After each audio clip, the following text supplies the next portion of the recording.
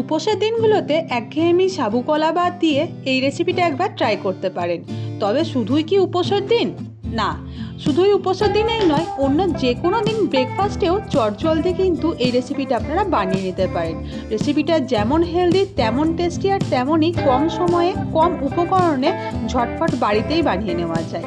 আর যারা রান্না জানেন না বা সবেমাত্র শুরু করছেন, বা এই ধরুন যারা ব্যাচেলার এখনো পর্যন্ত বিয়ে করেননি বা এখনো অবধি কলেজ যান বা স্টুডেন্ট, তাদের জন্য কিন্তু এই রেসিপিটা একদম পারফেক্ট একটা রেসিপি। তারাও কিন্তু এটা অনায়াসেই বানাতে পারেন। আমি আজকে বানালাম, তাই ভাবলাম আপনাদের সাথে শেয়ার করি। নমস্কার সকলকে, আমি অর্চিতা। অর্চিমিত রেসিপি মার চ্যানেলে আপনাদের সকলকে স্বাগত জানাই নতুন একটা রেসিপির সাথে। আশা করি ভালো আছেন। চলুন দেখে নেওয়া যাক আজকের রেসিপিটা। তো আমি এখানে মোটামুটি 500 গ্রাম পরিমাণে দুধ নিয়েছি। দুধটাকে প্রথমে ভালোভাবে গরম করে নিতে হবে। আর যখন দেখবেন দুধটা ভালোভাবে গরম হয়ে গিয়েছে এবং ফুটে উঠেছে, তখন গ্যাসের ফ্লেমটাকে কমিয়ে দিয়ে আরও 7 থেকে 10 মিনিটের জন্য লো ফ্লেমে দুধটাকে ফুটিয়ে নিতে হবে এবং সেটা যেন একটু গাঢ় হয়ে যায় সেদিকে লক্ষ্য রাখতে হবে।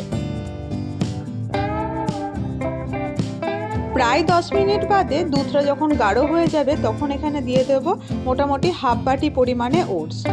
দুজনকে সার্ভ করা যাবে এই পরিমাণে কিন্তু আমি ওটসের এই রেসিপিটা বানাচ্ছি। তবে আপনারা কিন্তু এখানে ওটসের বা দুধের পরিমাণটা কমা বাড়া করে নিতে পারেন।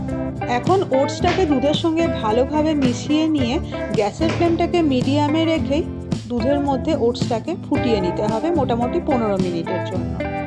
প্রায় 10 মিনিট হয়ে গিয়েছে। মাঝে মাঝে কিন্তু আমি হাতার সাহায্যে এরকমভাবে চালিয়ে নিচ্ছি যাতে ওটসটার তলাটা লেগে না যায় বা পুড়ে না যায়।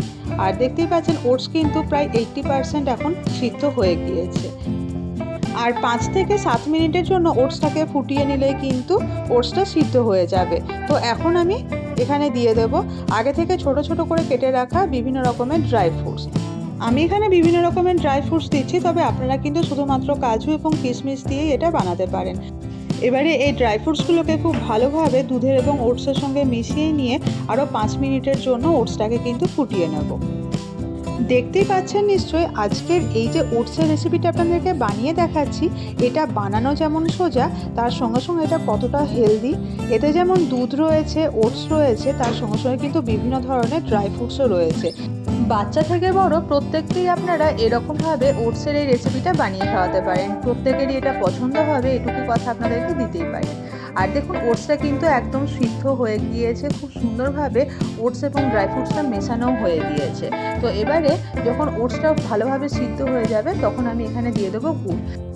আমি কিন্তু এই রেসিপিটাতে খেজুর গুড় ব্যবহার করেছি। আপনারা চাইলে খেজুর গুড়ের পরিবর্তে চিনিও ব্যবহার করতে পারেন।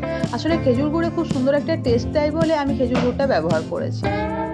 5 থেকে 6 টেবিল চামচ পরিমাণে খেজুর গুড় দিয়ে গুড়টাকে খুব ভালোভাবে ওটসের সঙ্গে মিশিয়ে নেব আর গ্যাসের ফ্লেমটাকে একদম লোতে করে দেব।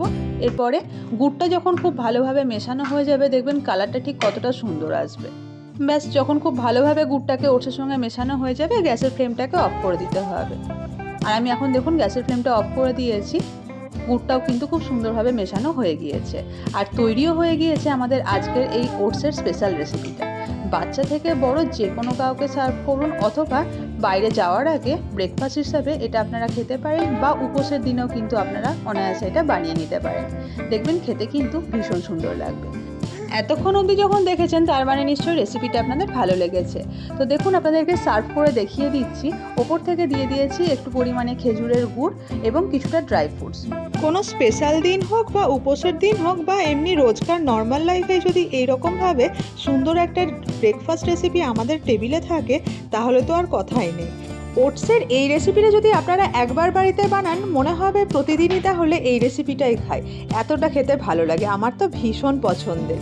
তো যদি আপনারা এই রেসিপিটা এরকমভাবে বানিয়ে বাড়িতে খান, খেতে কেমন হয়েছিল অবশ্যই নিচের কমেন্ট বক্সে লিখে জানাতে ভুলবেন না। আশা করছি রেসিপিটা আপনাদের ভালো লেগেছে। ভালো থাকবেন, সুস্থ থাকবেন। দেখা হচ্ছে নতুন একটা রেসিপিতে, অন্য একটা ভিডিও।